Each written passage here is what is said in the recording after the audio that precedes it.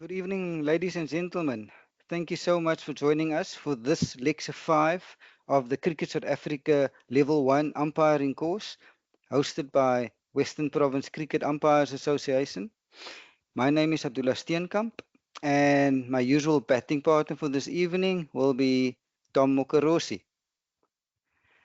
This evening, we'll be covering from laws 23 up until 31. I will kick off and we'll do from laws 23 until 26. And I'll then hand over to Tom, who will cover laws 27 until 31. After we've covered the laws, we will then open the floor for Q&A. To start off with, law 23, which covers buys and leg buys. And what are the difference between buys and leg buys? Let's start with what is buys and what is the criteria for a buy to be scored. So a ball delivered by the bowler, and the ball needs to pass the striker without touching the bat or person. That is the only condition that needs to be in place for a bye to be scored. So what is the condition? It needs to pass the striker and should not touch the bat or person of the striker. So if the ball gets delivered, goes past the person and the bat of the striker, did not touch the bat or person of the striker, then let's say goes through the keeper's legs, the batters are allowed to run. So the only condition is should not touch bat or person. I played the game for many years, and I actually thought when it comes to buys, the condition of playing a shot or not playing a shot is also in place. No, that condition is when we get to leg buys, and we'll see that in the next slide. But when it comes to buys, the only condition that is in place is it should not be touching the bat or person. And if it didn't touch bat or person, the batters are allowed to run. If they score a boundary from that delivery, the umpire will then signal buys first to the scorers, wait for them to acknowledge, and then signal boundary 4. If from that delivery was a no ball, that 1 run penalty for the no ball also to count. When it comes to leg buys, and let's have a look at what the conditions, what criteria is in place for leg buys to be scored. Firstly, a ball that was delivered.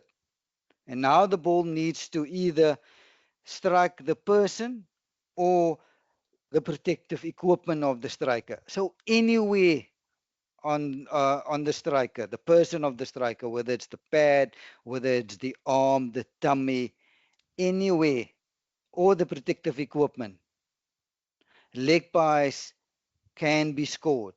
But there's 2 criteria that needs to be met before leg buys to be scored.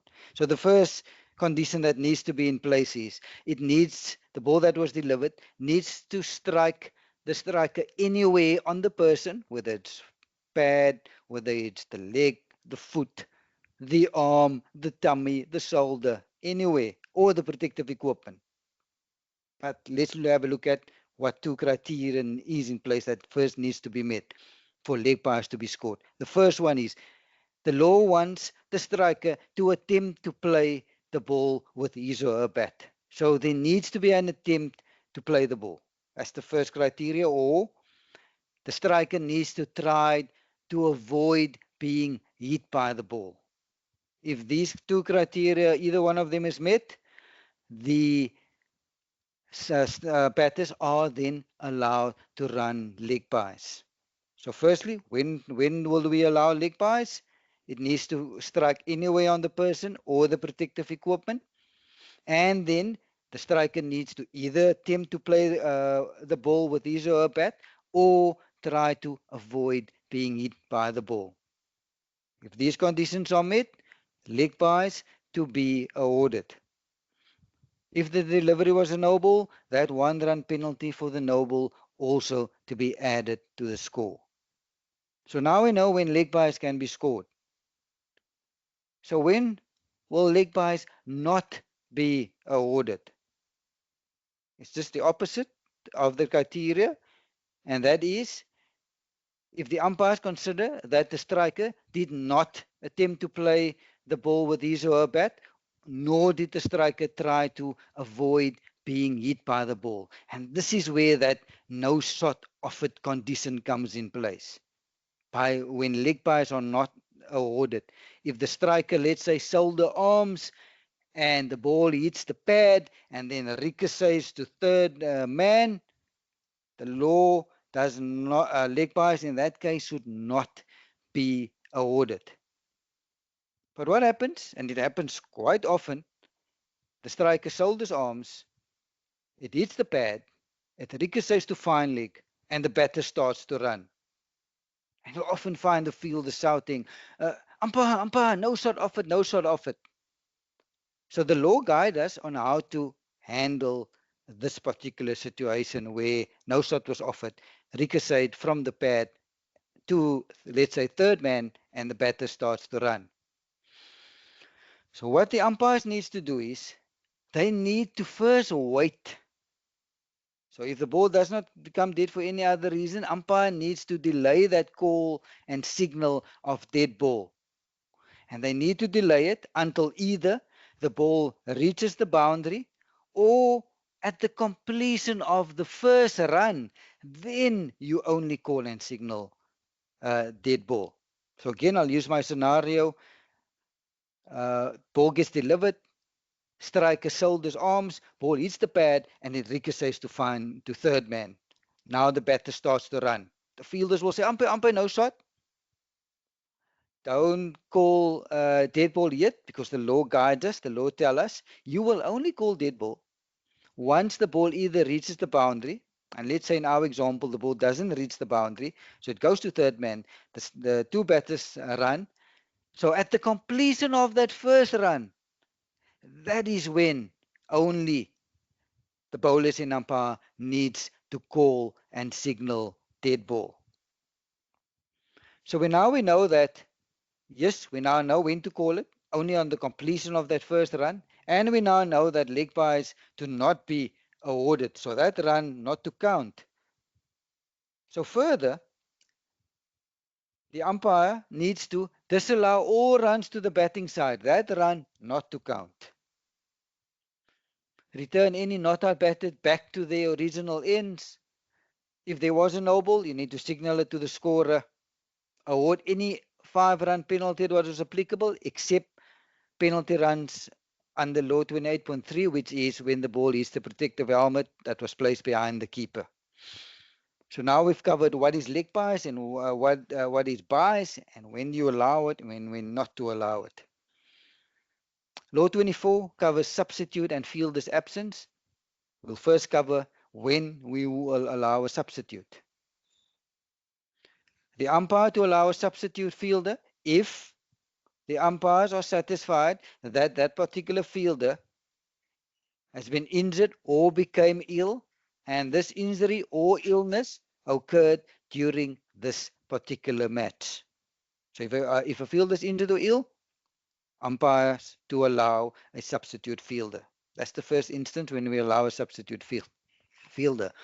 The other instance where we will allow a substitute fielder, this is for a wholly acceptable reason that one of the fielders is not able to take the field. But it needs to be a wholly acceptable reason. An example of a wholly acceptable reason is in Cricket South Africa's 4-day provincial competition, you'll often find lots of university students playing in that competition, and sometimes they need to write exams on a Saturday morning. Let's say the exam is from 9 till 12 o'clock, and they can only get to the ground, let's say, at 11 o'clock. So this is an example of a wholly acceptable reason why that particular fielder is not able to take the field, and usually play start at 10 o'clock. So from 10 till 12, let's say we take lunch at 12 o'clock, that field is not there. This is now an example of a wholly acceptable reason why that player is not able to take the field at 10 o'clock because of writing an exam that particular Saturday morning. But again, it needs to be a wholly acceptable reason. So now we know when we can allow a substitute. The law further guides us by telling us, so yes, we'll allow a substitute for injury, illness, or for a wholly acceptable reason. But there are limitations on the substitute. Substitute not allowed to bowl. The substitute not allowed to bat. Substitute not allowed to be captain of the side. So there are limitations on the substitute. But the law tells us the substitute may act as wicket-keeper, but they need the consent of the umpires before the substitute is allowed to be the wicket-keeper. So what happens if a fielder is absent or a fielder leaves the field of play? How do we handle it? Many years ago, fielders could come and go as they please. Fielders used to abuse this law. They used to fake injuries and go off the field, put their feet up. You'll often find, let's say, a opening bowler would bowl a 5-over spell, would come to the umpire, say, umpire, my hamstring, I need treatment. Would go off, put his or her feet up, relax, come back an hour later, and bowl their second spell. So players used to fake injury. They used to abuse this law. Not just fielders or bowlers. Opening bats also used to abuse this law. So the lawmakers tightened this law, and let's see what they did.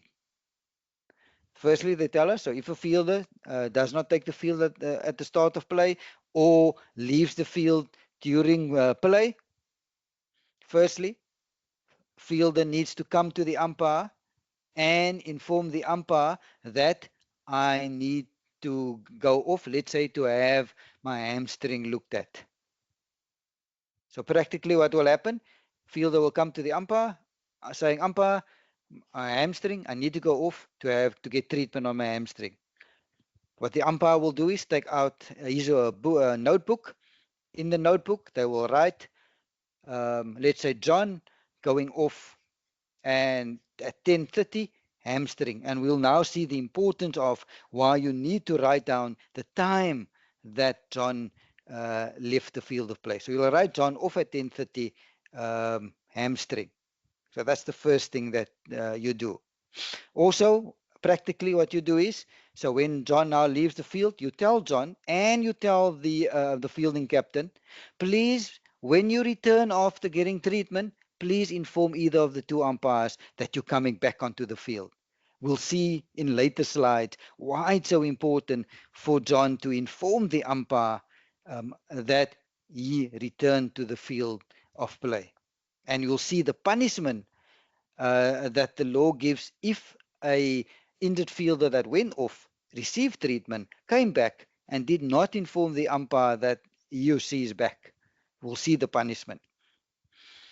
Secondly, the law tells us that injured fielder that now received treatment and now is coming back, before that fielder can come back onto the field of play, that fielder needs to get the consent of either of the umpires. So practically, usually what happens after getting treatment, the fielder will stand on the boundary, wave to the umpire, umpire, I'm ready to come back. You will then wave to the fielder to come onto the field of play. So now it's important that when that fielder returns, you need to write down the time when that fielder returns. Let's say the fielder left at 10:30 and the fielder came back at 10:50. We'll now see the importance of why you need to write down when the fielder left and when the fielder returns. So point 3 tells us that that particular fielder is not allowed to bowl until that field has been for the same amount of time on the field as that fielder was off the field, up to a max of 90 minutes. I'll use an example to illustrate what the law is trying to tell us. So in my example, John left at 10:30. John came back with the consent of the umpires at 10:50. So how long was John off the field? 20 minutes. So before, let's say John is the opening bowler, before John can bowl again, John needs to wait or needs to be fielding for 20 minutes before he can bowl again. So practically what you'll do is you'll first calculate how long John was off. So in our case, 20 minutes. You'll then inform John and the fielding captain. Captain, John, you were off for 20 minutes. So it's now 10 to when 10:50 when you return. You can bowl again at 11:50. So that is what the law is trying to tell us in these 3 points. So you'll allow a player to go off to get treatment, but that player needs to be on the field for the same amount of time that that player was off. So in our example, 20 minutes before that player can bowl again, up to a max of 90 minutes. So let's say John, another example, John left at 11 o'clock and John only came back at, let's say, 3 o'clock the afternoon. Yes, John was off for a few hours, but the law gives a max penalty time of 90 minutes. So if John returned at 3 o'clock, just for example purposes, John can then bowl 90 minutes later, which is 16:30. If a player leaves the field before having served all his or her penalty time, the balance is carried forward as unserved penalty time. Penalty time does not disappear. Let's use our test match as an example. And many players think that overnight the penalty time will disappear. Let's say day one, John owes us 60 minutes. Now it's the end of day one, 5 o'clock. He owes us 60. Morning of day two, John think, I can bowl immediately. My penalty time disappeared. No, it doesn't disappear. It gets carried over into the next day. Also, it gets carried over into the next innings. Lots of players think first innings our penalty time. Now second innings I start clean slate. No, you carry it over into the next innings, into the next day. You will not carry it over into the next game, but yes, into the next innings and into the next day. You'll often find players going on and off the field numerous times to get treatment. You will add up all those unserved penalty time, and that player can only bowl until that player served all his or her penalty time. Scheduled intervals. You like your lunch interval, your tea interval, your drinks interval, your change of innings interval. Those scheduled interval does not get added to any penalty time that a player still owes us. I'll use an example to illustrate this point. Let's say in our test match, 10, it starts at 10 o'clock, lunch is at 12 o'clock.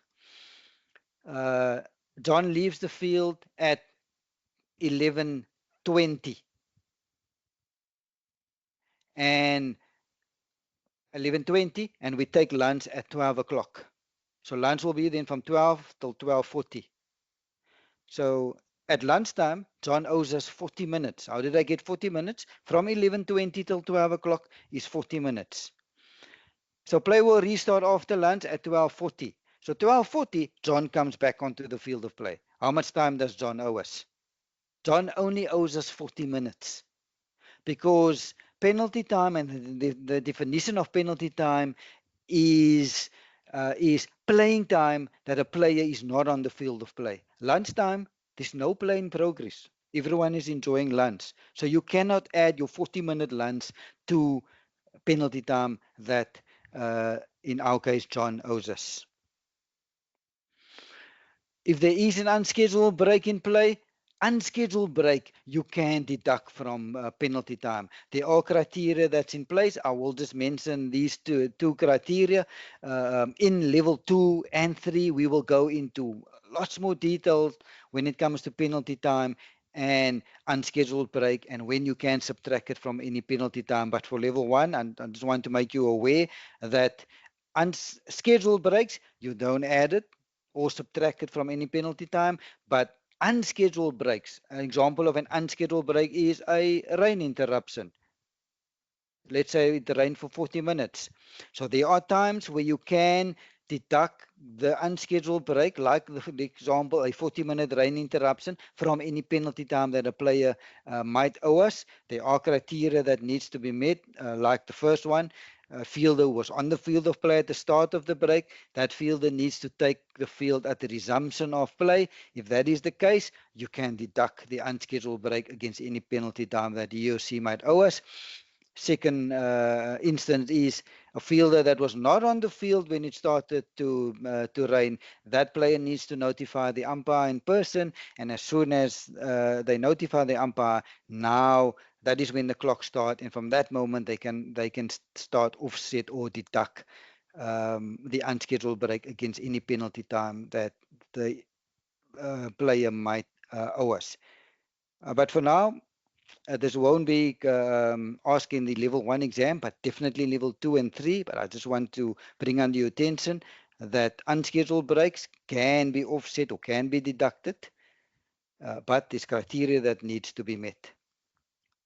I mentioned earlier about penalty time getting carried forward into the next day and into the next innings. It doesn't disappear, but obviously it will not be carried over into the next match. The lawmakers also recognize that there are times where penalty time not to be incurred. What are those times?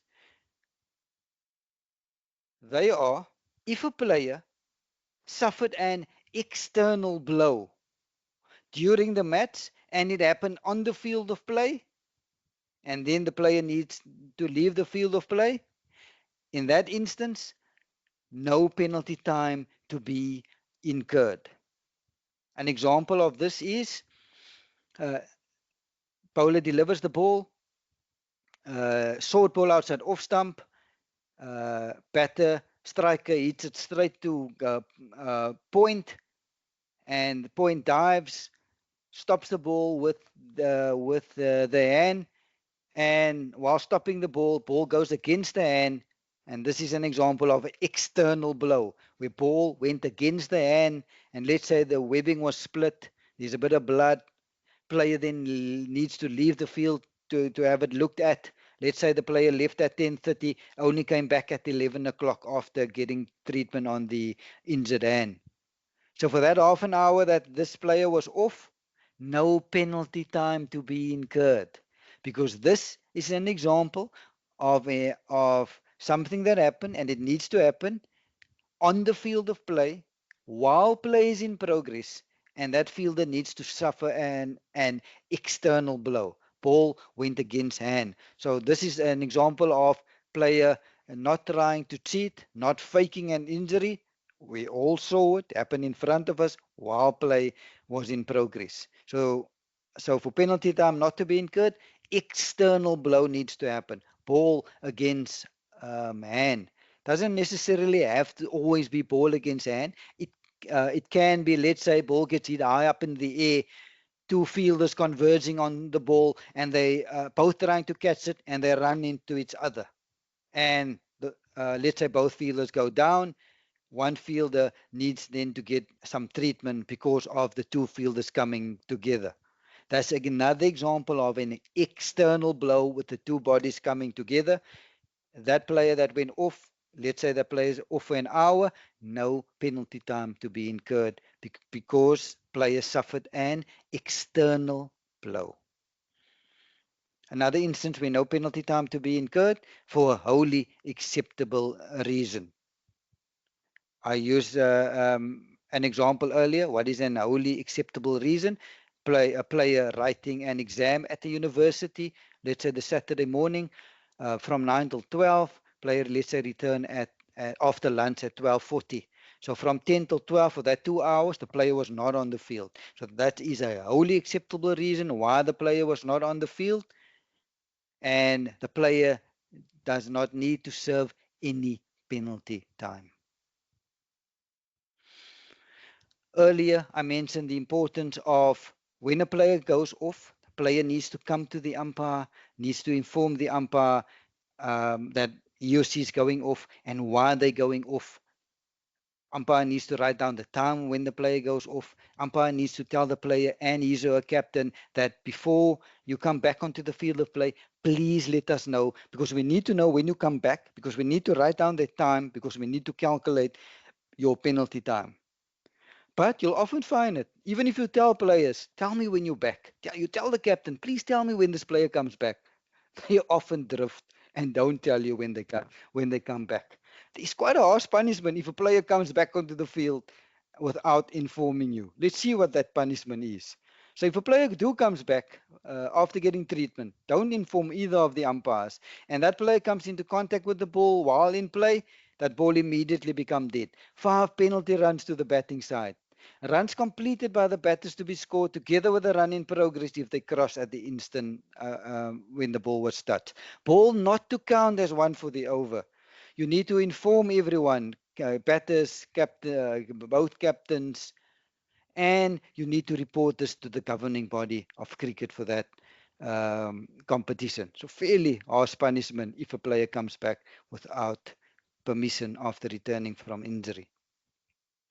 Penultimate law that I'm covering this evening on batters, innings, and runners. So in the laws of cricket, they still make provision for runners, although in many competitions across the world, at international level, at provincial level, even at club level, many competitions you still there are playing conditions in place, or there is a playing condition in place where they do not allow runners. But the law still makes provision for runners, and I do know in some competitions, like especially the lower leagues here in Cape Town, Western Cape, South Africa, in our third division, we still the playing conditions still allow for runners. So when does the batter's innings commence? The opening bats, their innings commence at the call of play. At any other time, a batter's innings shall be considered to have commenced when that batter first steps onto the field of play. So let's say the opening bat gets dismissed, the number 3 batter now comes in. When does that number 3 batter's innings technically started? When I played the game, I actually thought the innings only started once you, let's say, take guard.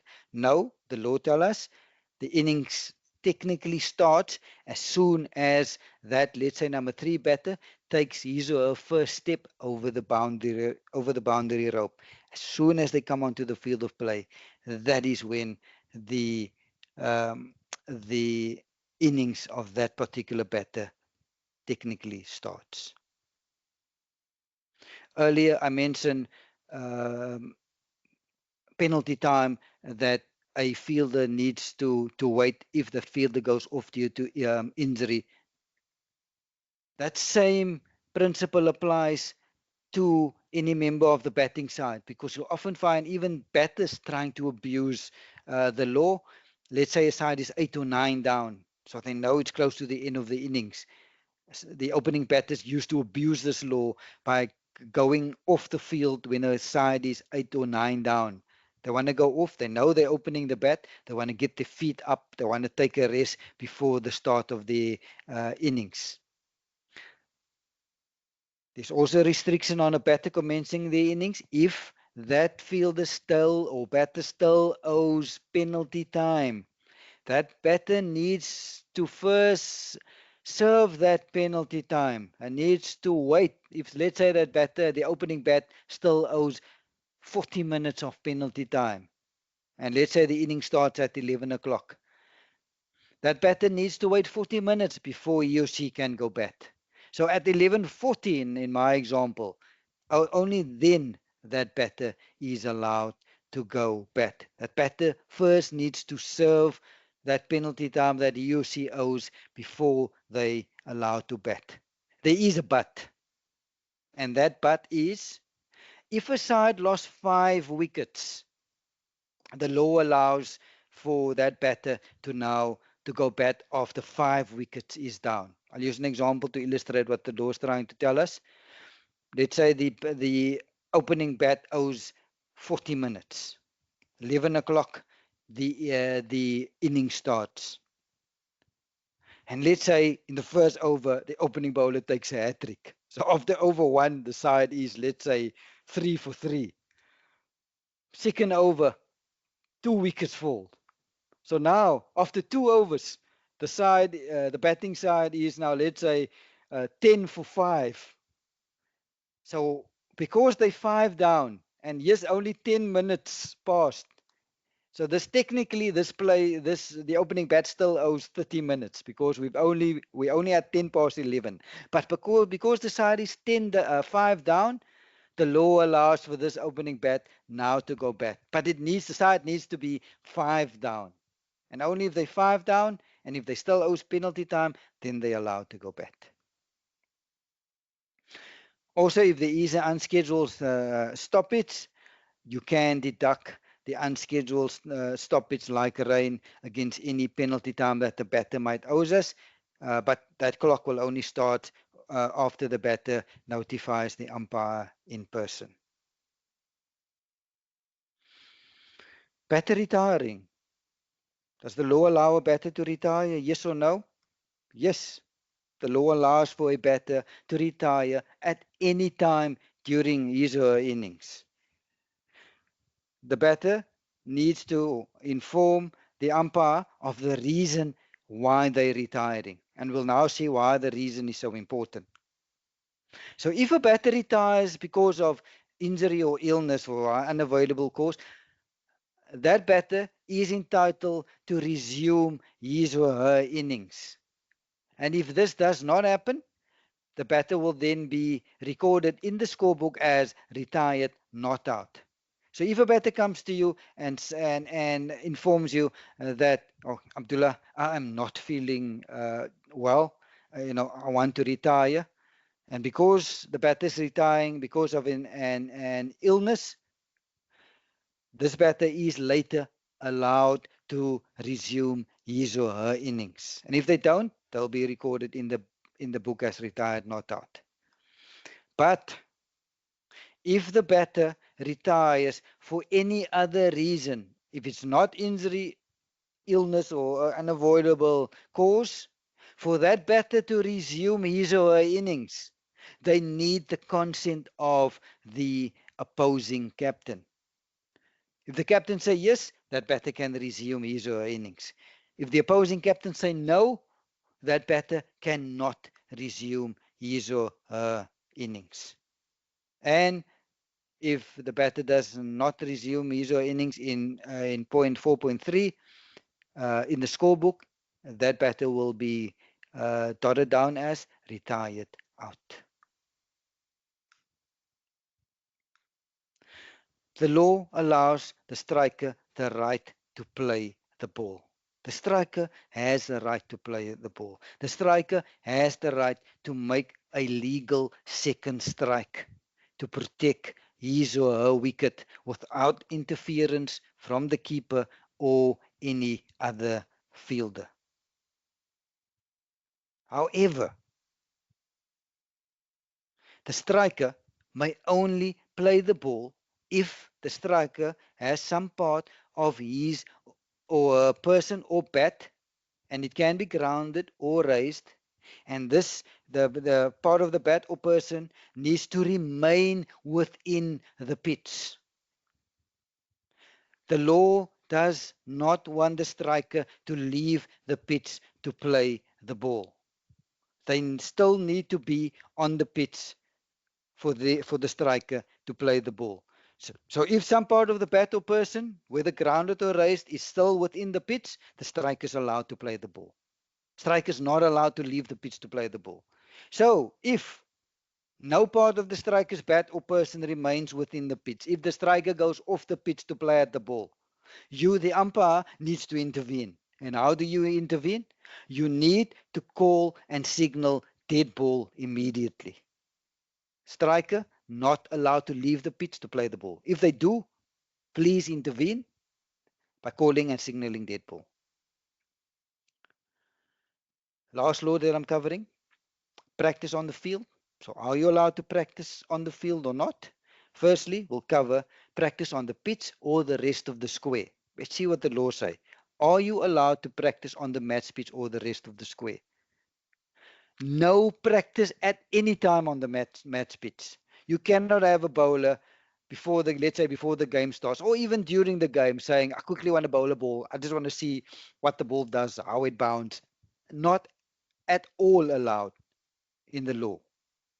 So no practice on the match pitch. Also, No practice on the rest of the square at any time of the match, except if the umpires approved it. An example of this is you often find at international and provincial cricket, there are bowling strips and it's usually right at the end of the square on both ends, where you'll see the red line on the right and the red line on the left. Usually those last pitches, the curator usually prepare those strips for the sides to practice on before play starts, during interval, sometimes even after the day's play. If the playing conditions allow for this, the umpires usually will approve these practice on these bowling strips. But otherwise, no practice on the rest of the square, no practice on the match pitch at all. Are we allowed to practice on the outfield? Yes. The law allows fielders to practice on the outfield. They can practice on the outfield before the start of play, after the close of play, during lunch and tea intervals. They're allowed to practice on the outfield, or even between innings they're allowed to practice on the outfield. There is one but, and what is that but? If the umpires feels that, and let's say there is lots of rain around, and the outfield is soft and wet, and the umpires feel that if they are going to allow practice on the outfield, it might cause significant deterioration to the condition of the outfield, the umpires have the power to deny any practice on the outfield.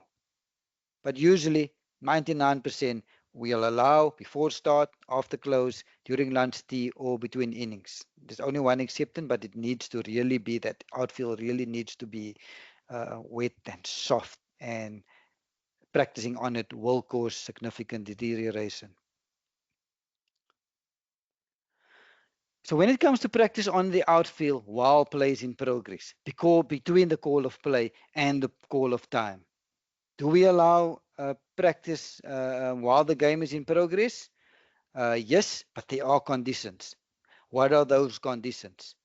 Only the 11 fielders can practice while play is in progress, i.e. between the call of play and the call of time. No other ball than the match ball to be used.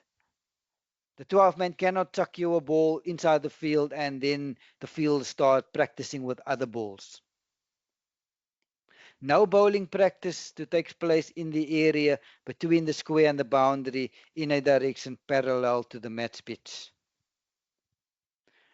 Also, the umpires, they are satisfied that this practice not to contravene players fielding side changing the condition of the match ball or time wasting by the fielding side. So yes, we'll allow practice between the call of play and time, but there are conditions. Can we allow a bowler a trial run-up? Yes, the law allows for it.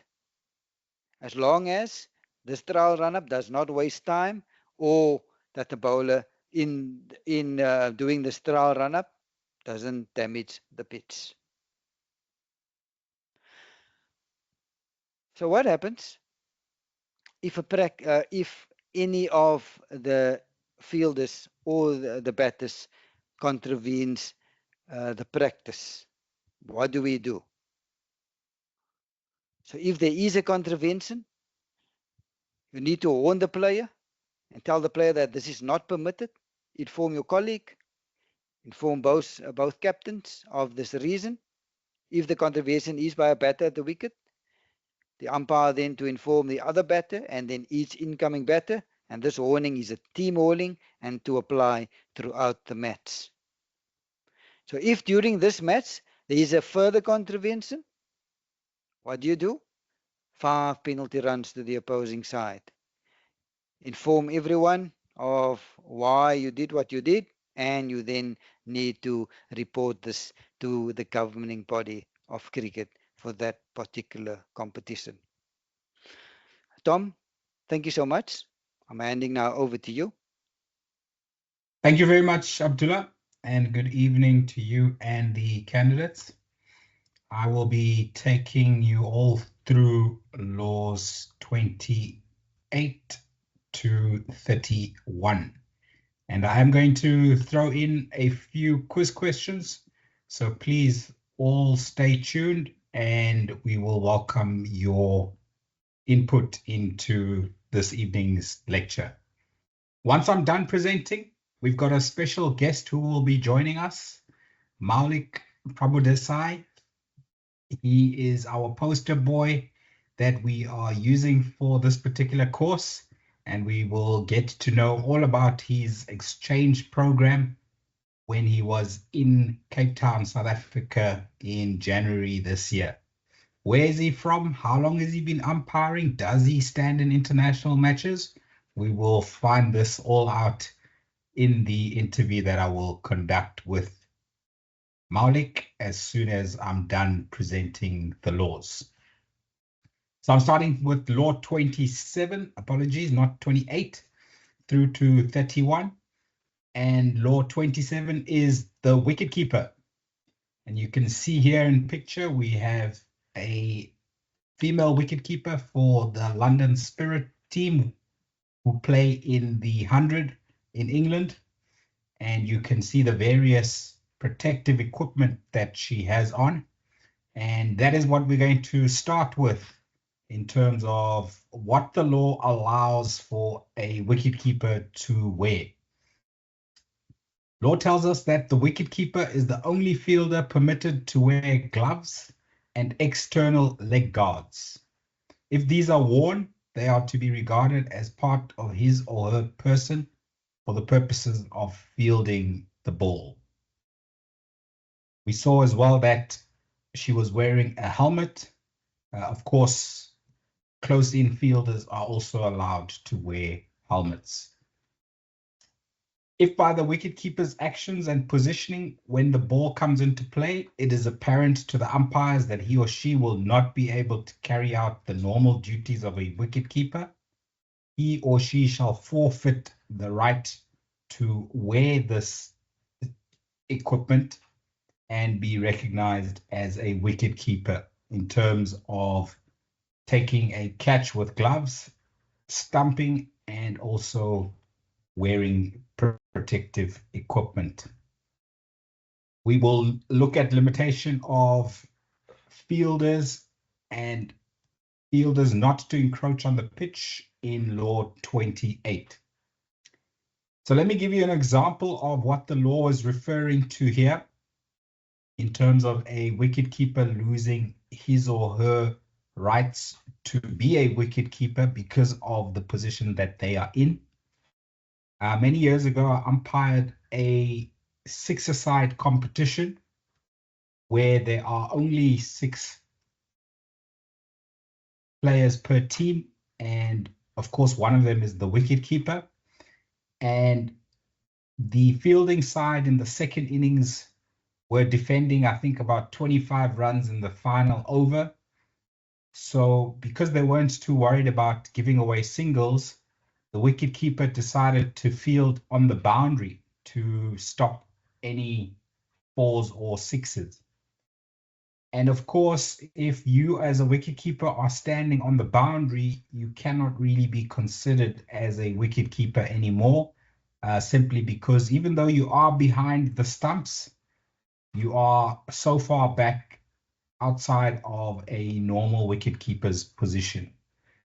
So there, we told the wicketkeeper that he had to either take his or her gloves off as well as the external leg guards that he was wearing. Because if the ball came in contact with his gloves or the external leg guards, also referred to as pads, then we would deem that illegal fielding, because where that wicketkeeper now was fielding was not a position of a wicketkeeper. Therefore, he was not allowed to wear wicket-keeping pads and gloves while standing in that position. Here's a picture of a typical pair of wicketkeeper gloves. What's quite important is the restriction on wicketkeeper's gloves, there is webbing between the thumb and the index finger, but you can see that there is no webbing between the other fingers of the glove. Also, when I first started watching cricket in the early 90s, David Richardson, who used to keep wicket for South Africa at the time, he used to use these big brown leather wicket keeping gloves, which had webbing in between all fingers, and that webbing between the thumb and the index finger was such that it produced a huge pouch where a ball could fit in completely into the one pouch of the one hand.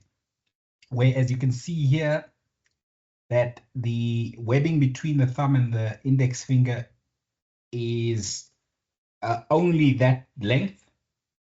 It used to be allowed to be a lot longer. Now it is a straight piece of material, which means that the pouch is not as big as it used to be.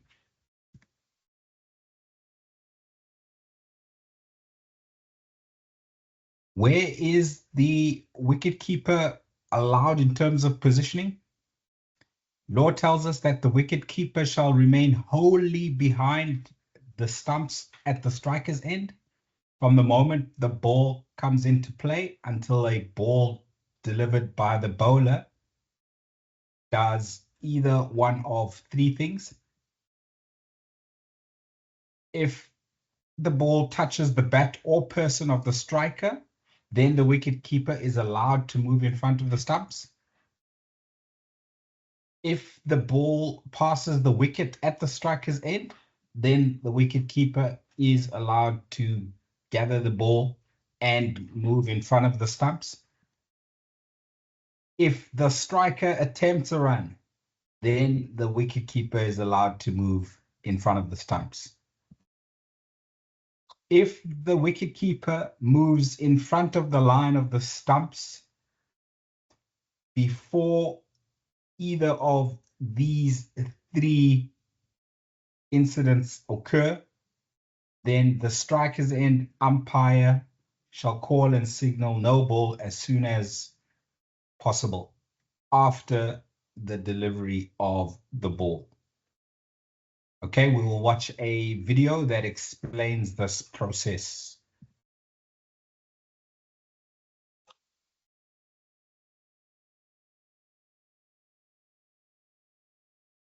Hello guys, welcome to my channel.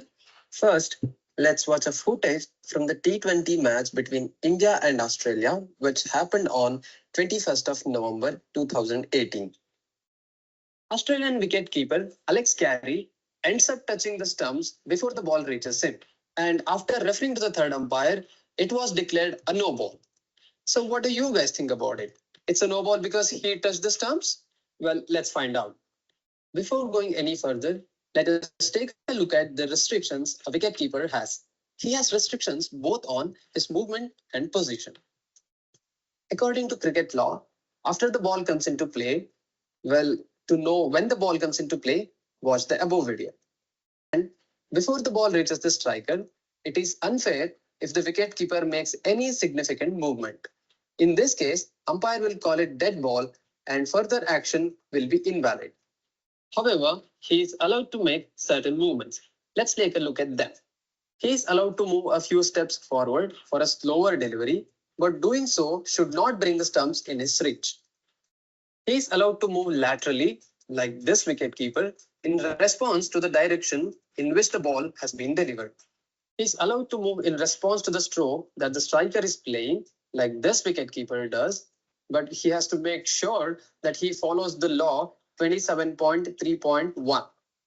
Let's see what exactly that law is. The wicketkeeper shall remain wholly behind the wicket. He can't even be parallel to the stumps from the moment the ball comes into play till either of the following things happens. Ball touches the bat or body of the striker.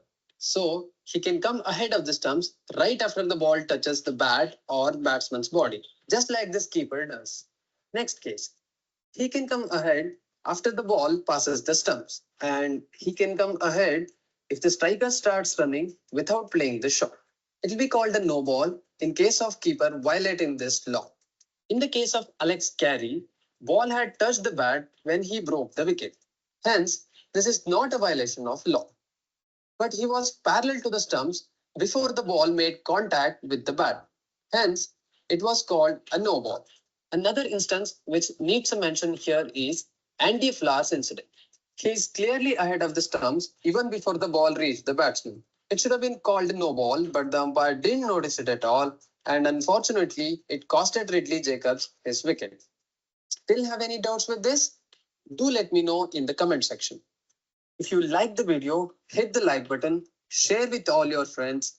To never miss another update from our channel, don't forget to subscribe and click on the notification button.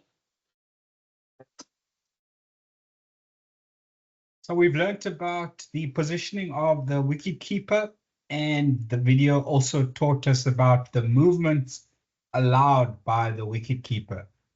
Let us summarize what is allowed and what is not allowed in terms of the movement of the wicket-keeper. Law tells us that after the ball comes into play and before it reaches the striker, it is unfair if the wicket-keeper significantly alters his or her position in relation to the striker's wicket, except for the following circumstances which are allowed. A wicket-keeper is allowed to move a few paces forward for a slower delivery, unless in doing so, it brings him or her within reach of the wicket. So especially in limited overs cricket, fast bowlers have a variation of bowling slower deliveries, and they often have a signal to the wicket-keeper before they start their run-up that they're going to bowl a slower delivery. So as the bowler is running in and at the gather, the wicket-keeper will walk a few paces in so that the ball can reach the wicket-keeper without a second bounce. But of course, the wicket-keeper cannot move so much so forward that he would or she would reach the striker's stumps. What is also allowed? Lateral movement in response to the direction in which the ball has been delivered. So if a bowler bowls and the ball is aimed down leg side, whether it's intentionally or not, the wicket-keeper, of course, is allowed to move down leg side to attempt to collect the delivery. Movement in response to the stroke that the striker is playing or shaping to play. We will see a picture in the next slide where Themba Bavuma played a lap sweep and the Bangladeshi wicket-keeper moved down leg side and took a brilliant catch in anticipation of the shot being played. So those three movements are allowed. If any other movement by the wicket-keeper before the ball reaches the striker, which is not allowed, occurs, what do we as umpires do? We call and signal dead ball and inform the other umpire for the reason of calling and signaling dead ball. And then the bowlers and umpire shall award the 1-run penalty for wide or no ball, if applicable. The bowlers and umpire shall then award 5 penalty runs to the batting side. We shall inform everybody and report the matter to the governing body of that particular match. So once again, huge punishment for wicket keepers who move illegally according to the law. So here's the picture of the Bangladeshi wicket-keeper. This was from a test match back in 2017, if I'm not mistaken, where you can see That's not his normal position. His normal position would probably be on around off stump. But because he saw Temba Bavuma shaping to play the lat sweep, he started walking or stepping or running down towards the leg side. Even the slip fielder you can see is headed in that direction. And Temba Bavuma played the shot, and the wicket keeper was able to take a very good reflex catch because of him anticipating where the ball would be hit. Because all of this happens behind the striker, it is not a distraction to the striker, and law allows the movement. It is considered fair, and Temba Bavuma was correctly given out court.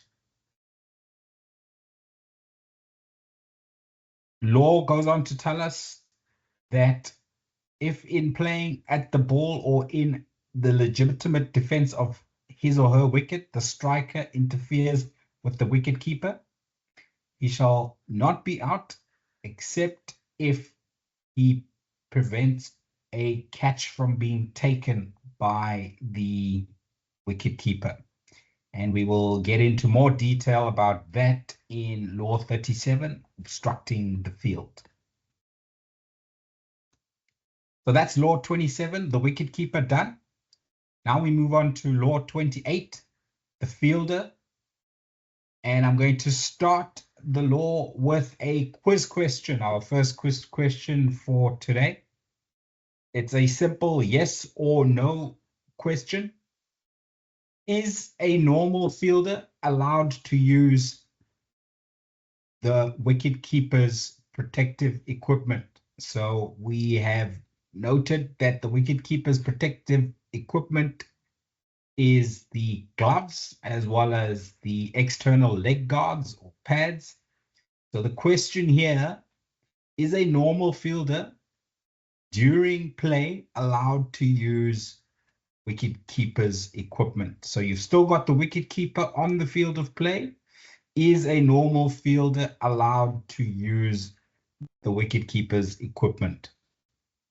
Please type your answer into the chat box now. Q 28.1 yes or Q 28.1 no. I'm going to play this video and it's going to give us the answer immediately for this particular question.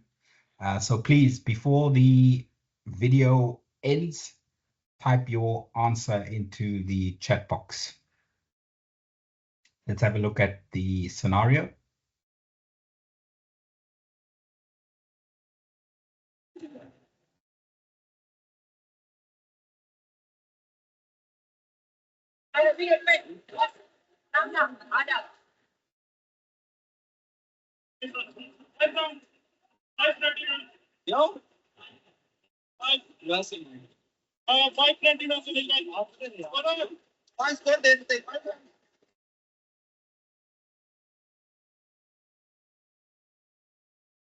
Babar Azam wearing a glove and actually caught the ball, and then that was deemed illegal fielding. As you can see at the bottom of the screen, right, the first delivery, there's 5 penalty runs. And that's because of illegal fielding, because Babar Azam picked up his one glove and used it to catch the ball, So as I'm sure you all know, Babar Azam, former captain of Pakistan, is not a wicketkeeper. What happened in this particular scenario, and I'll play it from the start again with the volume off. You will see that the ball is played towards a short square leg, and the wicketkeeper Rizwan goes running after it, and he throws his glove on the floor. Why? Because when he fielded the ball, he wanted to throw it in. Obviously, it's easier to throw without a glove on. And Babar Azam, who was standing at first slip, decided it would be a great idea a funny idea to pick up the glove and catch the ball with the glove, which is what he did. And the bowlers and umpire, Ashan Raza, correctly awarded 5 penalty runs to the batting side, the West Indies. And why? Because it was deemed illegal fielding. Why is it deemed illegal fielding? Because the fielder, a normal fielder, is not allowed to use the wicket-keeper's equipment. So quite interestingly, even international captains don't know some laws. So we as umpires need to know our laws and how to apply them. And we also often have to educate players on these types of laws. So how then may a fielder field the ball? Law tells us that a fielder may field the ball with any part of his or her person. However, he or she will be deemed to have fielded the ball illegally if, while the ball is in play, he or she willfully does any of the following: uses anything other than part of his or her person to field the ball, extends his or her clothing and uses it to field the ball, and we shall see a picture of this in the next slide. If a fielder discards a piece of clothing, equipment, or any other object which subsequently makes contact with the ball while the ball is still in play, then it shall also be deemed illegal fielding. Quite importantly, it is not illegal fielding if the ball in play makes contact with a piece of clothing, equipment, or any other object which has accidentally fallen from the fielder's person. So let me give you an example to illustrate this point. Striker hits the ball through mid-wicket, and the mid-wicket fielder is chasing the ball hard towards the boundary. Because of the speed at which the fielder is running and because of the wind that he or she is running into, the cap is blown off that fielder's head. Importantly, the cap was blown off the fielder's head. It was not willfully discarded by the fielder. The cap was blown off the fielder's head accidentally. He carried on running, fielded the ball inside the field of play, threw it back towards the wicket-keeper, but on its way back, it bounced on that cap before it got to the wicket-keeper. Is that considered illegal fielding? No, it is not. Why? Because the cap was not taken off on purpose by the fielder. It was accidentally removed from the fielder's person. If the cap is taken off purposefully or willfully by a fielder, and then the ball, when thrown, makes contact with that cap, then it will be deemed illegal fielding and would be 5 penalty runs awarded to the batting side. So there's a picture of a fielder extending his person or a cap, and that is deemed illegal fielding. If the ball hits the cap while the cap is on the fielder's head, no problem there. But this is obviously not a natural position or the intended use of a cap. Therefore, this will be deemed illegal fielding, and 5 penalty runs will be awarded to the batting side if either umpires sees a fielder doing this.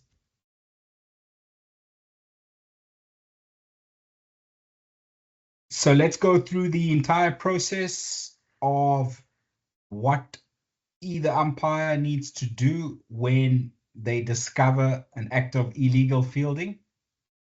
Quite importantly, the ball shall immediately become dead. Good umpiring practice would be to call and signal dead ball, because not all players know this law, and also not all players would have seen the illegal fielding happen. As always, the penalty for a no ball or a wide shall stand, and any runs completed by the batters shall be credited to the batting side, together with the run in progress if the batters had crossed at the instant of the illegal fielding. The ball shall not count as one of the over and needs to be re-bowled. Of course, we will award 5 penalty runs to the batting side, and we will inform and report the matter. What about protective helmets placed on the ground behind the wicket keeper, which belong to the fielding side? Law tells us that when not in use, the helmets should be placed on the ground behind the wicket keeper and in line with both set of stumps. That is a very unlikely place for the ball to end up. If a protective helmet belonging to the fielding side is on the ground and the ball while in place strikes it, the following procedure shall be followed. Again, the ball immediately becomes dead, but it is good umpiring practice to call and signal dead ball whichever umpire sees the ball hitting the helmet behind the wicket keeper on the ground, because not everybody will see the ball hitting the helmet. So even though most players know this law, good umpiring practice to call and signal dead ball to make everyone aware that the ball has hit the helmet. We will award 5 penalty runs to the batting side, and any runs completed by the batters before the ball hit the protective helmet shall be scored, together with the run in progress if the batters had crossed at the instant of the ball striking the helmet. In the previous law, we saw restrictions of movements for the wicket keeper. Let's see what fielders are allowed to do and not allowed to do in terms of movement. Law tells us that any movement by any fielder, excluding the wicket keeper, after the ball comes into play and before the ball reaches the striker is unfair, except for the following circumstances. Minor adjustments to stance or position in relation to the striker's wicket. So quite often, for example, catching fielders, slip fielders, or short cover or short mid-wicket, they will crouch just as the bowler is about to bowl. That is an example of a minor adjustment, and that is completely allowable.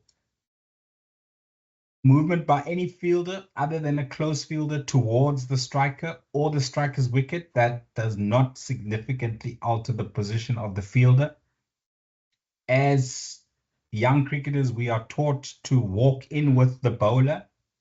So all fielders, except for those in catching positions, are allowed to, by law, walk a few steps towards the striker's wicket as the bowler is running in. And the same way that the wicket keeper from Bangladesh was allowed to move down leg side in response to the stroke that Themba Bavuma was playing, the first slip was also allowed to run towards the leg side in anticipation of that particular shot. Law allows for the movement by any fielder in response to the stroke that the striker is playing, or that his actions suggest he intends to play. Of course, this movement must be behind the striker so that it does not distract the striker. If it happens in front of the striker, then it could end up distracting the striker, and the striker, as we learned on Thursday last week, has the right to move away from the ball, not play at it, and we would call and signal dead ball. But if the movement is behind the striker, in relation to the stroke that the striker is playing or shaping to play, law allows for that movement. Excuse me. In the event of unfair movement, what do we as umpires do? Either umpire shall call and signal dead ball and inform the other umpire of the reason for doing so. The bowlers and umpire shall then, as always, award the 1 penalty run for a wide or a no ball, if applicable. Award 5 penalty runs to the batting side. And we shall inform everybody and report the matter at the end of the match to the governing body of that particular match. That is law 28 done. Now we move on to law 29. The wicket is broken. Let's watch a animation video to take us through the law. The wicket is down. The wicket is put down when one or both bails are removed from the top of the stumps, or a stump is struck out of the ground. The situation can be brought about in the following ways: by the ball, by the batsman's bat, by the batsman's bat if he or she lets go of it, or even by some flying part of the bat if it breaks, by the batsman's clothing or body, or some part of his or her equipment falling off, by a fielder with his or her hand or arm, providing the same hand is holding the ball. If the bail merely bounces and comes to rest back on the stumps, then that is not out. The wicket is down at the precise moment that both ends of either bail are removed from the stumps, right about now. Should you have further questions on this tricky subject, such as how to put the wicket down when one or both bails have already been removed, head over to Law 29 in MCC's The Laws of Cricket. Right, we've seen the theory. Now let us apply it in a few quiz questions. Simple question. Is the wicket down in this scenario? Is the batter out bowled, or is the striker not out? Please, after you've seen the video, type into the chat box Q29.1 out or Q29.1 not out. Let's watch the video.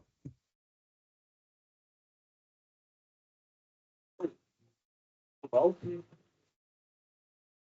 feel from the commentary. Well, amazing.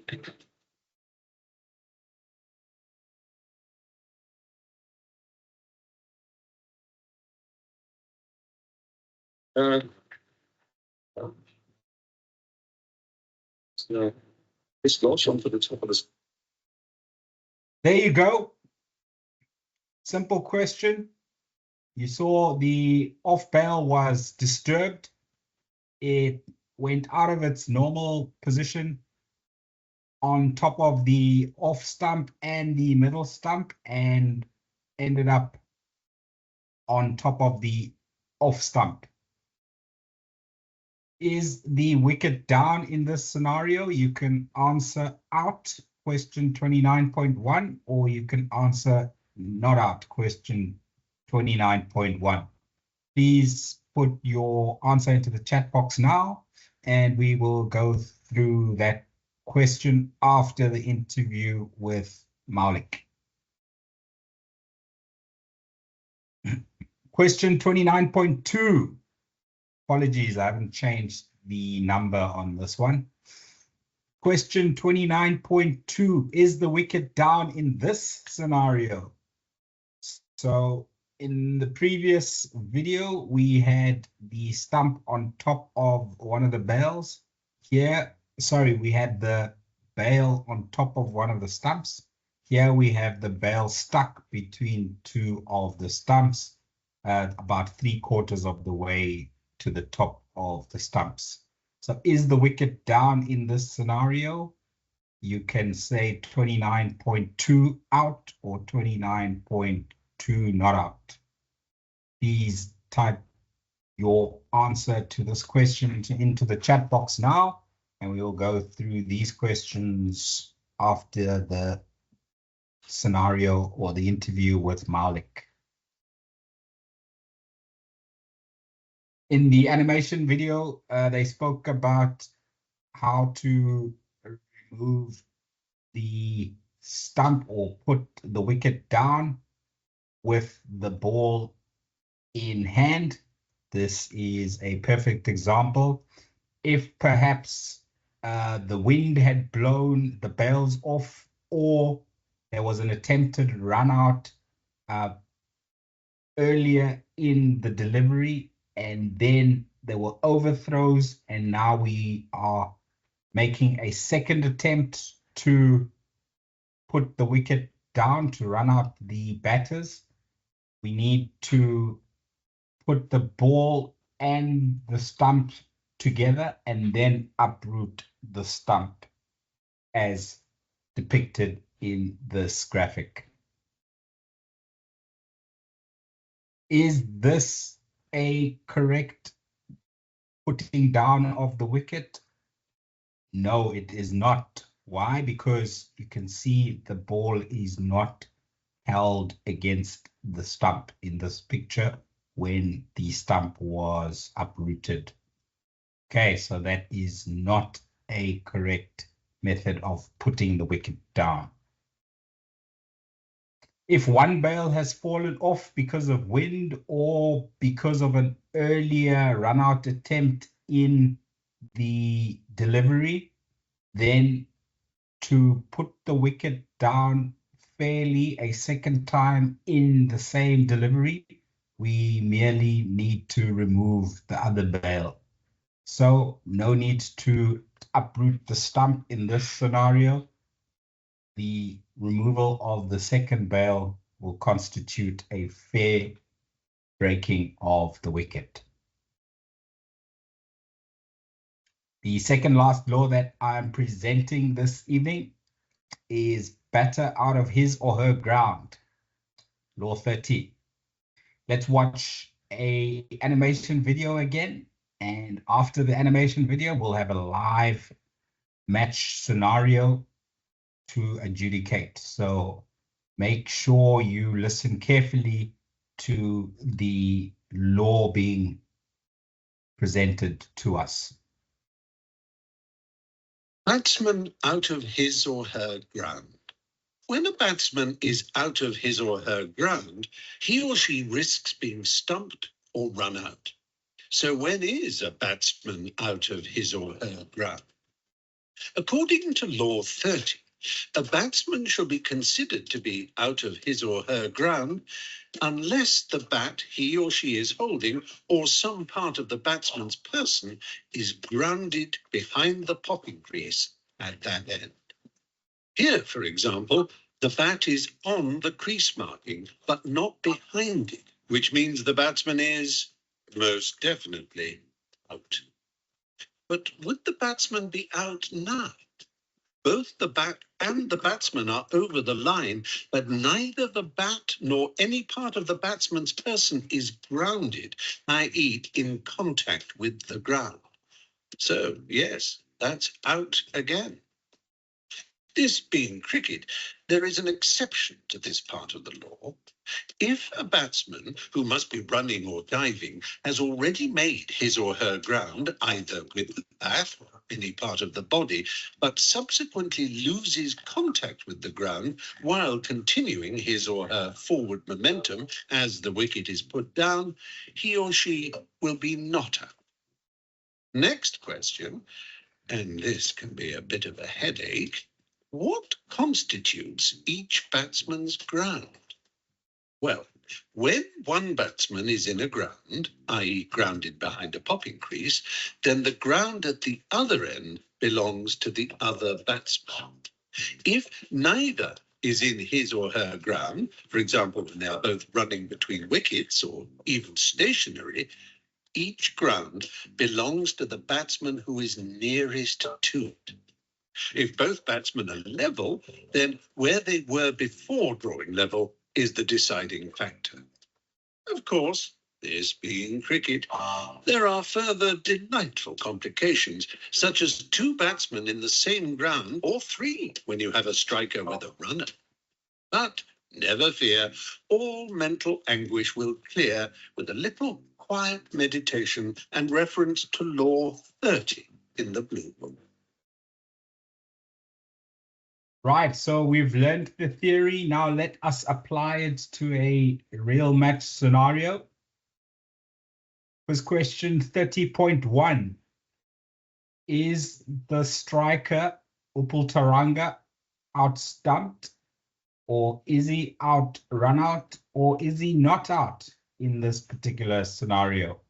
You can watch the video and make your decision at the end of the video. Question 30.1. Let's have a look at the scenario.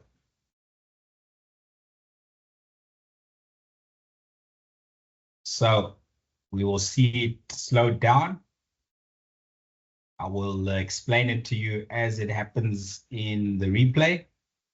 Bowler bowls the ball, batter hits it to short leg. Striker makes good his ground, but then his bat is in the air when the wicket is fairly put down by the wicket-keeper. What is your answer to the appeal? Is it out stumped? Is it out run out? Or is it not out?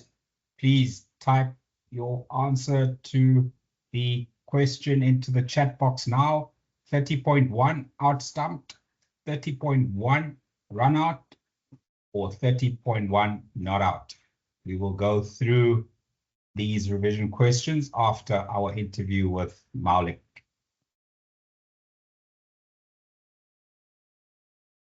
Where does the non-striker stand when the bowler is bowling? Let's just go back to this particular video.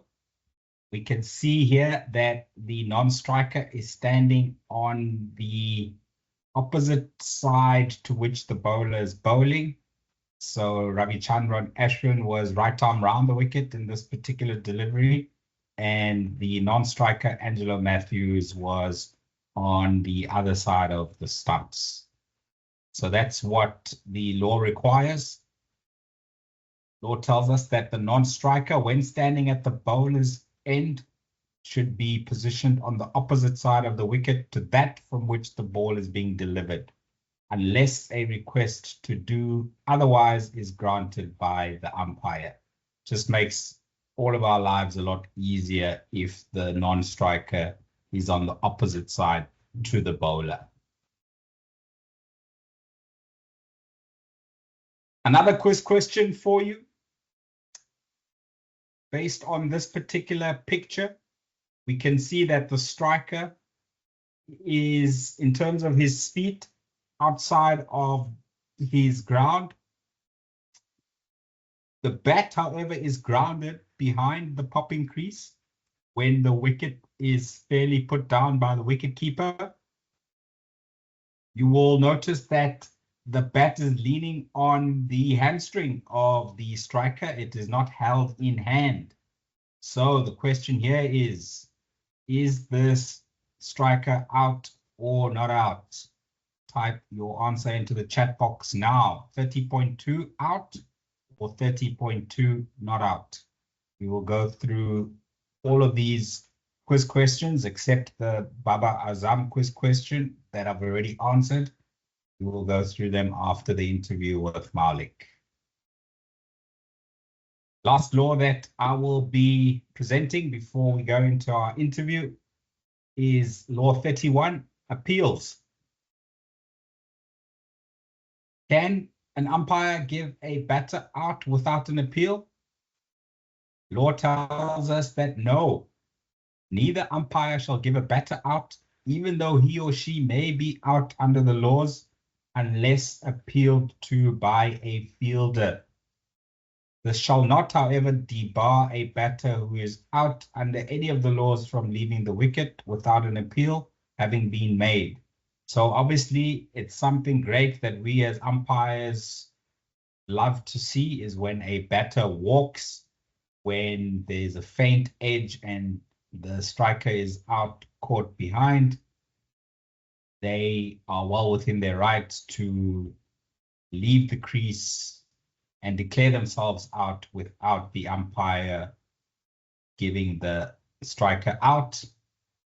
And I have had it once where I didn't hear an edge, the fielding side didn't appeal, but the batter was honest enough to walk. So that is allowed as per the law. Note, however, the provisions of the next slide. What happens if the batter leaves his or her wicket under the misapprehension that they are out? So, for example, I've seen the video and I've looked for it to use it in our presentation, but I can't find it again, where a batter nicked the ball and it went straight to second slip. And before the ball was caught, the batter, assuming that the second slip fielder would catch the ball, the striker started walking off.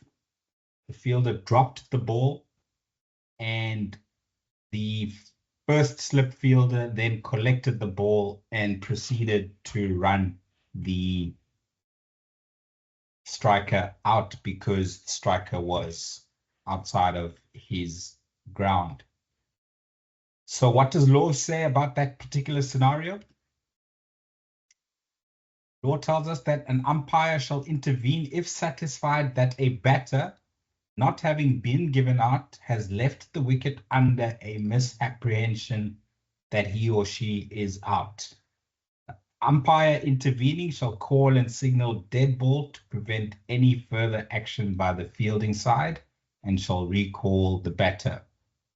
It would be good umpiring practice if in that scenario that I've just described, that you call and signal dead ball before that first slip fielder has had an opportunity to throw the ball at the stumps, because they can argue if you call and signal dead ball after the ball has hit the stumps, then the striker has to be given out, run out.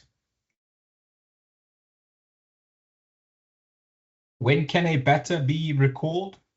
A batter may be recalled at any time up to the instant when the ball comes into play for the next delivery, unless it is the final wicket of the innings, in which case the time period has to be before the umpires leave the field. That is when we can call back a batter on the final wicket. What about the timing of an appeal? Is it valid forever? There is a time period for which an appeal is valid. Law tells us that for an appeal to be valid, it must be made before the bowler begins his or her run-up, or in the absence of a run-up, he or she begins the bowling action to deliver the next ball. And of course, time should not have been called. So even over, the call of over does not close the window period for an appeal to be valid. it is only the start of the next delivery that closes that window period. Unless, of course, as umpires, we call over and time for the end of the session.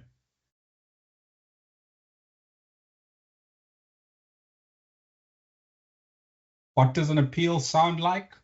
Any version of the 2 words or 3 words, how was that, is to be considered as an appeal, and one appeal covers all modes of dismissal.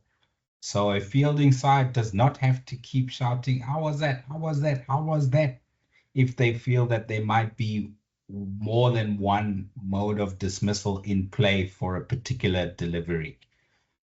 And it is for us as umpires to always address the fielding captain if there is an instant or instances of excessive appealing.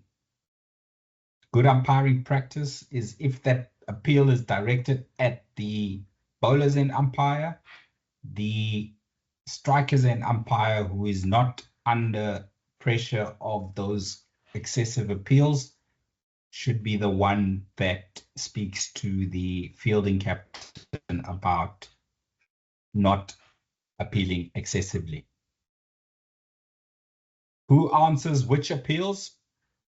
The striker's end umpire shall answer all appeals related to hit wicket, stumpings, and runouts at the wicket-keeper's end.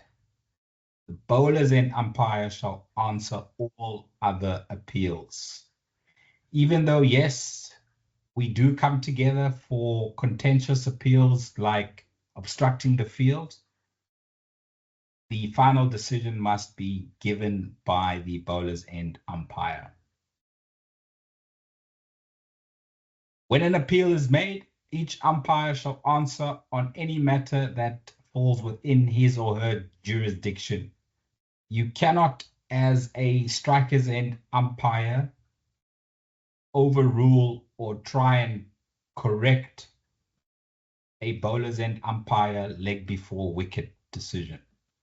So if you feel as the striker's end umpire that there was an inside edge on that leg before wicket decision before the ball hit the pads, yes, you can try and give a signal to the bowler's end umpire, but once the bowler's end umpire has given his or her decision, you cannot try and convince the bowler's end umpire to change his or her decision.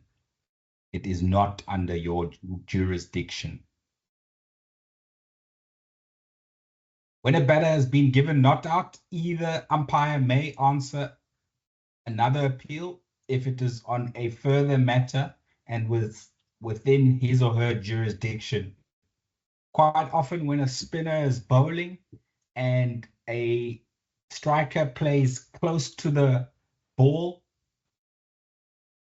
and is out of balance, maybe out of his or her popping crease, then the wicket-keeper will catch the ball, and while he or she is appealing for the court behind, he or she will also take the stumps off or take the bails off to effect a stumping and will appeal to the striker's end umpire for the stumping. So the first appeal needs to be answered in sequence by the bowler's end umpire for the court behind, and then the second appeal for the striker's end is a stumping appeal. If, of course, the court has been given not out, then the striker's end umpire needs to answer the stumping appeal.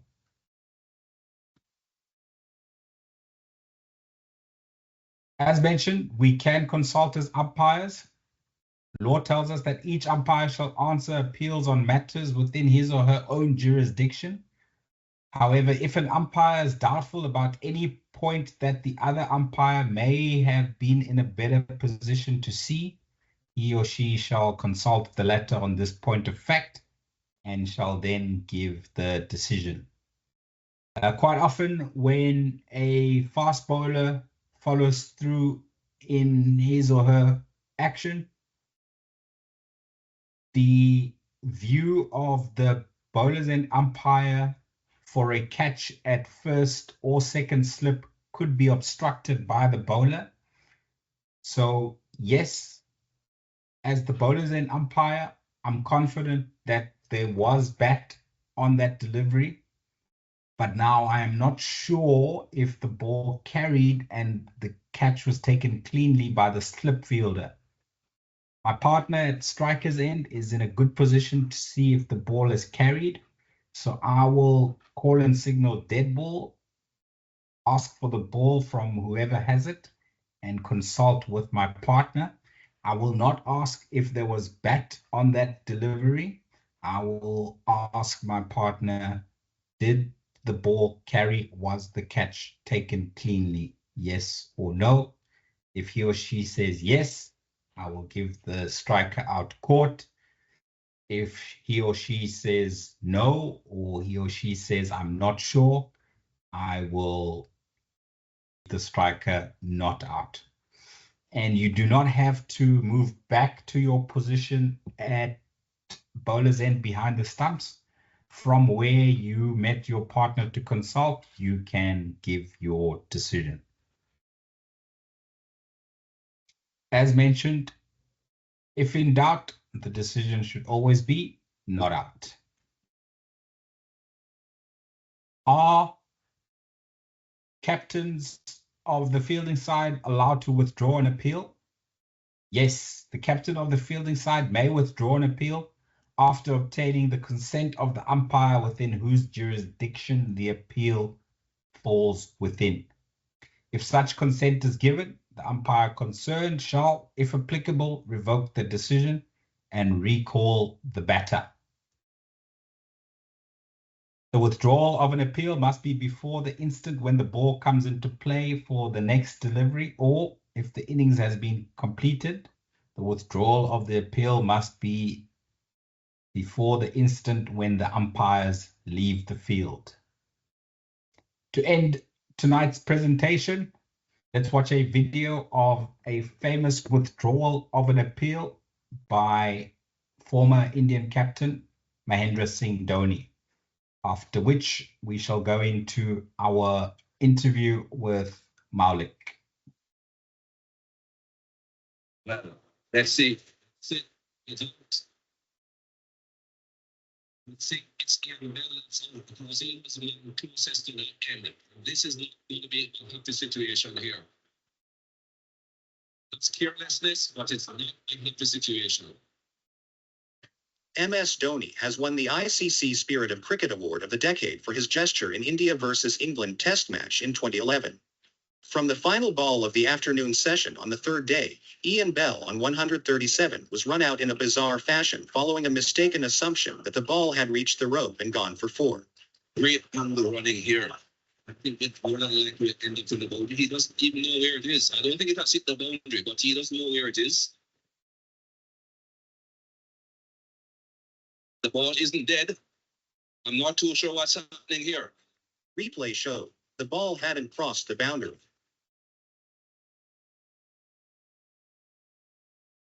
Both batsmen were off the crease. The ball came back and they took the bails off. Morgan, there he is. Morgan's still in his crease, so I think Bell could be out here. Third umpire gave it as out, and the crowd went crazy. Even the English dressing room didn't know what to do. After the tea break, Indian players were booed by the home England fans. Oh, it's just set that bill, you know, to do something. I will do say it. It's probably MS Dhoni as he leads his team out. Again, is Even the umpires were booed by the English people. two umpires here who've performed their duties diligently and to the letter of the law. And suddenly, their boo turned to cheer in a matter of seconds. Seeing that sort of thing on a cricket field with the letter of the law, he's out and he's cheer for England as he comes out of them. You know? Maybe the applause from England was genuine. Because what has clearly happened here, unbeknownst to us, Ian Bell returned back to the ground. Over the course of the India team led by Captain Dhoni decided to retract the appeal. This gesture from Captain Cool won him the ICC Spirit of Cricket Award of the decade. The Indian dressing room unsteady Dhoni to withdraw his appeal. That's what he's done. So Ian Bell is coming out. So all the boos have been replaced by cheers. So there you have it, the spirit of cricket prominent in that particular scenario. And again, just a reminder, we as umpires, our role in promoting the spirit of cricket would be to request the fielding captain to consider withdrawing his or her team's appeal, but we cannot force them to withdraw their appeal. At international level, the captains have asked that they are not requested by the captains, the umpires, to withdraw or consider withdrawing their appeal. The umpires should just do their job and adjudicate whether out or not out according to the laws of cricket, and it will be up to the captain to decide whether or not they will withdraw the appeal. However, in club cricket, here at Western Province Cricket Umpires Association in Cape Town, we encourage our umpires to ask the captains if they would consider withdrawing a contentious appeal. So that's all the content we're presenting to you this evening. I am now moving on to an interview with our poster boy for the course, Maulik Prabhudesai. Maulik, I hope you can hear me and I hope you are with us. Good evening and welcome to the course. Maulik, I have Hi, Tom. Can you hear me? activated everybody's microphones and cameras. Yes, I can hear you and I can see you loud and clear. Good evening. How Thank are you. you? I am good. How are you? I'm very well, thank you. Maulik, not a lot of people know about you. I asked in the first lecture if anybody knew who our poster boy was, and unfortunately there were no answers in the chat box. So if you could maybe give us a brief introduction of yourself, where you're from, where you currently live, and how long you've been umpiring for now, please. Okay. Yes, thanks, Tom. Yes, so my name is Maulik Prabhudesai. As you can see from the screen here, so I am Indian. I'm originally from Mumbai, and I grew up in India. I studied in India, and I moved to the Netherlands in 2011. So that was close to 14 years ago. To study, I went there for my master's degree. And it was in the Netherlands that I got introduced to the cricketing scene in the country, and I decided to take up umpiring initially as a hobby, and as of today, it's kind of like a very serious hobby, and that's still what it is. Great. So you started umpiring in the Netherlands. How long Yes. ago was that, Maulik? And I what started. level are you umpiring at currently in the Netherlands? Yes. I started umpiring in 2011. I started umpiring in 2013. This will be my 12th year umpiring. And as of this moment, I umpire in the highest level of club cricket in the Netherlands. We have a very small representative series called the Pro Series, where we only have two teams. So kind of that's our provincial structure. I umpire at that level. And as you can see from my Cricinfo page, I have umpired women's internationals, including ODIs and T20Is. Great stuff, Maulik. Now, the picture of you and Grant McCarthy, one of our young up-and-coming umpires here in Cape Town, was taken in January this year when you were in Cape Town for an exchange program. So tell us a little bit about the exchange program in terms of how long you were here for and what level of matches you umpired in Cape Town. Yeah, so the Dutch Cricket Board, yeah, so in the Netherlands, so I am a standing umpire for the Dutch Cricket Board. So the Dutch Cricket Board has an ongoing exchange program with the Western Province Cricket Umpires Association, and every year we have one umpire from South Africa that we host, and we have one umpire from the Netherlands that travels to Cape Town. And this year I was lucky to be given the opportunity to visit Cape Town, and the duration of the exchange was a little bit longer than 2 weeks.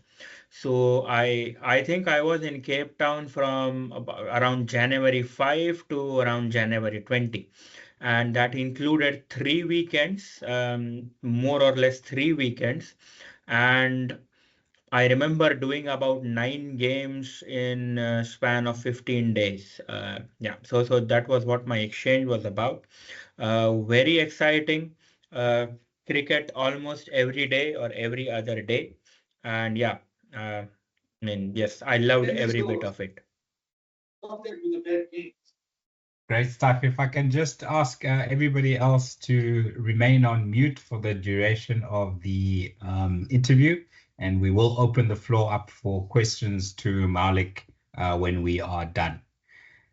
So Maulik, school matches, club matches, female matches, what was the experience that you had in terms of the level of cricket you experienced in Cape Yeah. Town during your exchange? Yes. So I started with a few school matches. So I think there was a friendly tournament called the Parl Boys High, and where, as I learned, school boys from all over South Africa were playing each other as a part of a friendly tournament. So that was school cricket. I did, I think, 3 Premier Division games. So, I think you guys would know it better than me. So, Premier Division is one level below representative cricket. So, it's quite a serious level of cricket. I did one women's premier game, which is again, a serious level of cricket when it comes to the women's side of things. And I had one veterans game. I think most of them are, club cricketers who have played the game at a very high level for a long time, and some of them are even players who have had a long and distinguished first-class playing career. So overall, it was a good mixed bag, and I would say the quality of cricket was really good. I mean, for me, the depth and quality of South African school cricket was eye-opening. It was very good. I mean, much better than what I had in mind. Not that I had any thoughts about it, because I hadn't done any cricket in South Africa up until that point, but school cricket was great. Great stuff. Thanks for that, Maulik. And then apart from umpiring, what else did you do in Cape Town? You were there for 15 days. Yes, you had a lot of match days, but on your off days, did you enjoy some tourist activities? So Cape Town has a lot of beaches, and yeah, I love water. So I spent my days, going to a beach or two. On one day, I went to Stellenbosch with a colleague, and we went to one of the vineyards, and we had a nice lunch. I was living with Jason Harrison, who is a standing umpire with the Western Province Cricket Umpires Association. So Jason and his family were also very kind enough to take me around and give me a sort of a tour of Cape Town that could be done in a day or two. I was For a couple of days I was staying with Clifford Isaacs, who is a match referee in South Africa. And yes, he took me to, I forgot the name of the place, but he took me to a beach. Was well, absolutely loved every bit of it. I couldn't go to the top of the Table Mountain though, because of the busy schedule. And I think I must make a trip back just to go on top of the Table Mountain. Great stuff. Please, you're always welcome back, Maulik. And I'm sure you also enjoyed the test match between Pakistan and South Yes. Africa at Newlands, as well as the Yes, yes, yes. SA20 match that we got Yep. to watch together. Yes, yes. So on some evenings, so the South Africa SA20 was on, and thanks to Tom, I got tickets for a couple of games, and so in the evening after my games, I would go to watch. I went to watch a couple of SA20s. On the day I arrived, South Africa were playing Pakistan in Newlands in the test match, and I think when I arrived, it was day 3. I got to watch a bit of cricket on day 3, and I think the match got over on day 4. So yeah, I saw day 4 as well. Lovely stuff. Great, Maulik. So, as you mentioned, your trip was fully sponsored by the Dutch Cricket Board as the exchange program that WPCUA has with them annually. Normal club umpires who might be on this call, if they want to come to Cape Town on exchange, they would have to fund the trip entirely on their own. So from Europe, flights and accommodation for 2 weeks, travel as well as subsistence in Cape Town would probably cost around $2,300. So it's a huge investment in an umpire's career. Would you say it is worth the investment for an umpire from the Netherlands or from Ireland or from India or from Canada or from the US to come to Cape Town for 2 to 3 weeks, self-funded, to umpire school, club, and veterans cricket to take their umpiring to the next level?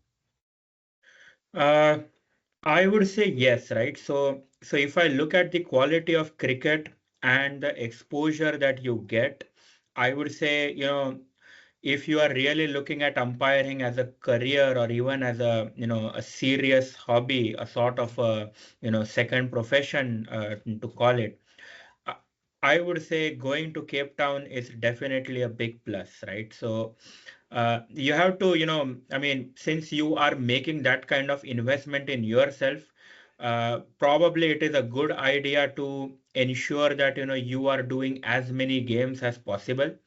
That would actually make the investment worth it. But one and I think, also look at where you are staying and how you are traveling to see if you can cut some costs there. But I mean, given all that, I would say the level of cricket you are exposed to is definitely worth it. I mean, so you have to look at a few things. The level of cricket you are standing in, the quality of the players and the kind of cricket they play, and your colleagues, right? Because you get to learn from all of them. I mean, standing with a experienced colleague who can teach you field craft and technique, and generally is a very good guy to stand with and spend a day with. I think those things are priceless. I mean, you cannot really learn those things until and unless you are in those situations and you are actually working with experienced people like them. So that kind of experience you cannot get if you are standing in a local league, I don't know, in an associate country or some place like that. And for that experience, I think Cape Town is a great place. Perfect. Thank you so much, Maulik. I'm now going to open the floor up for questions from all the candidates. And I'm going to start by asking Abdullah to direct a question at Maulik. And if I remember correctly, Maulik, you did stand with Abdullah while you were here in Cape Town. Yes. I stood with Abdullah. Yeah, lovely game. I still remember. Yes. Great stuff. Abdullah, you've got a question for Yeah, Maulik? yes, good evening to you, Maulik. Good to see you again. Good to see you, Abdullah. You mentioned, the amount of learning that you've learned from the umpires here in Cape Town. I mean, I stood with you in one game, and I spoke to one or two of the umpires that stood with you. We also learn a few things from you. So thank you for your input and guidance when we stood with you. Thank you so much. So I'm Maulik, glad I could be of help. Maulik, with this being a level 1 course, it's lots of us aspiring umpires, that want to climb through the ranks, maybe go right up until the top. And with you, having stood in international games, so what advice would you give the level 1 umpires, to succeed in umpiring? Over. Okay. Uh, yeah, so I did not have, so personally, I did not have a lot of playing experience, right? So as a player, I hadn't played at a high level at all, right? So, if I have to think from that perspective, my advice would be get as much game time as possible, right? The more time you spend on field, the more comfortable and more confident you are just being there in that environment. And yeah, and I think, for me, I'm still surprised. I mean, 3 or 4 years ago, I felt like, I had about 200 games under my belt, and I felt like, okay, I think now that's a decent number to reach in terms of experience. And just last year, I felt even more comfortable. I mean, like every year I stand, I feel more and more comfortable, and I feel more and more at home in the middle. So I think that would be my number one advice. Just get on the field and do as many games as possible, and give your best in each of these games, right? So in the beginning, it may be that you are overwhelmed, and you'll go over all the laws, and things will happen at a great speed, and you might feel like, okay, the pace is too much, it's a bit difficult to handle. But I would say just hang in there. Just try to be focused and keep on giving your best ball after ball after ball, and just focus on that. Don't worry about the outcome. Just focus, think about giving your best. That would be my advice. Excellent. Thank you so much, Maulik. I don't see any hands up in the meeting room. I'm not sure if there are any questions in the chat box. There doesn't appear to be any for you, Maulik.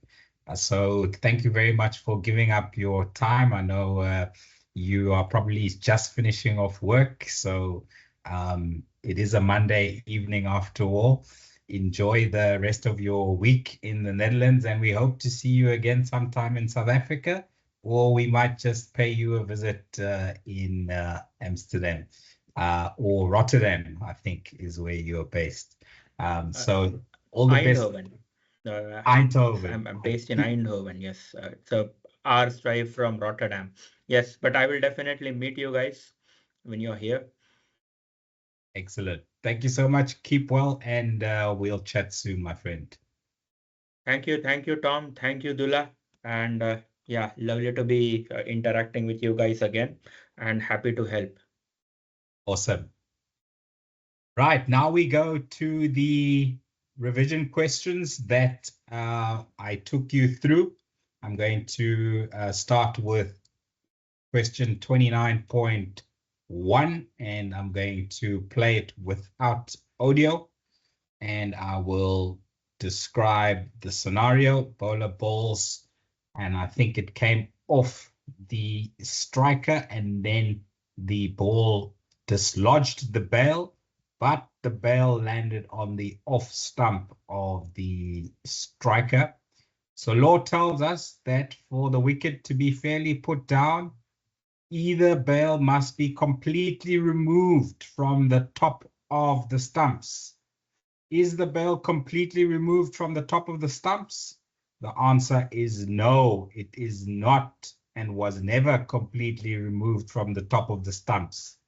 Very unlikely scenario, but there you have it, folks. As per law, this is not out. The lucky old striker there is not out. Question 29.1, not out. Next scenario, question 29.2. Is the wicket down in this scenario? So what does the law tell us? Law tells us that the wicket is down if either bail is completely removed from the top of the stumps. Is that bail completely removed from the top of the stumps? Yes, it is completely removed from the top of both stumps.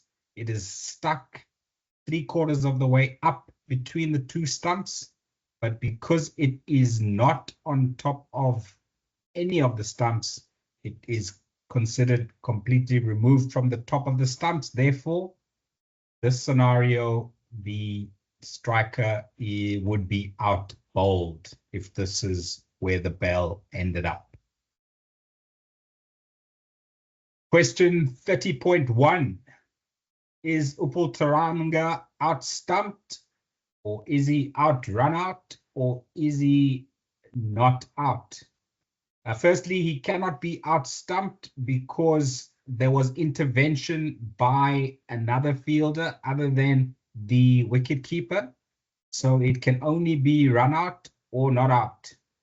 Law tells us, and it was described in the animation video, that if a striker makes good his or her ground and then the loses contact with the ground, when the wicket is fairly put down, he or she shall be protected by the law and will be adjudicated as still in the ground as long as there is a dive or movement towards the crease.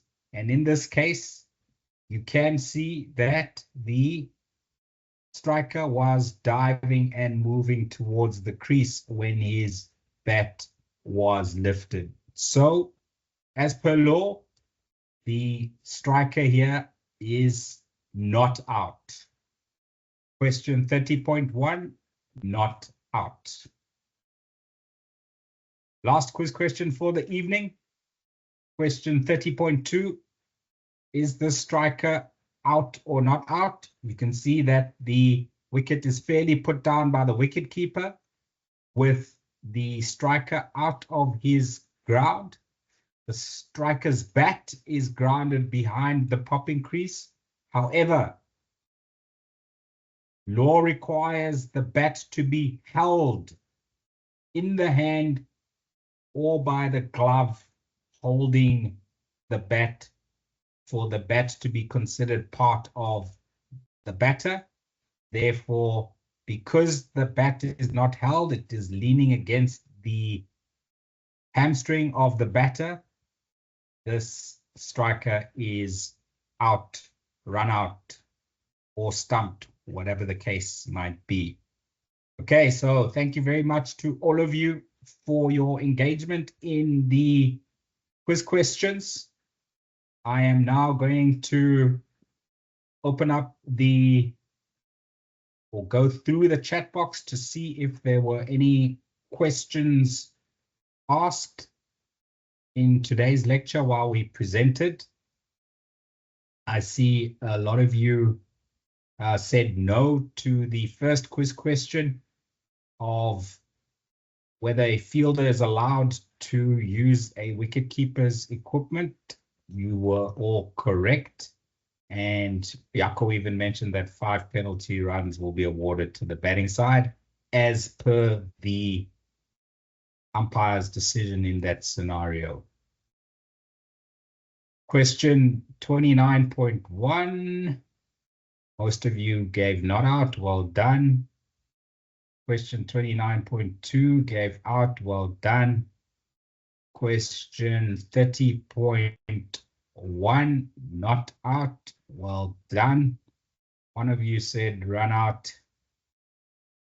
Now you know that it's not. And question 30.2, mixed bag of out and not out. Now you know that the bat needs to be held in the hand and then grounded in the popping crease or beyond the popping crease, then the batter would be in. But because it was not held in hand, the batter was out, stumped or run out, whatever the case might be. And we will on Thursday be going through the modes of dismissals, and we will learn about when is a batter out stumped and when is a batter out run out. I do not see any further questions in the chat box. I do not see any hands raised in the meeting room. So I'd like to take this opportunity to thank you all again for your attendance and your interaction. We shall reconvene again on Thursday, same time, same place, same meeting link. This meeting has been recorded, and the recording will be posted on our YouTube channel by tomorrow morning, 10 a.m. South African time. I wish you all a great day further. See you on Thursday. Thank you and goodbye.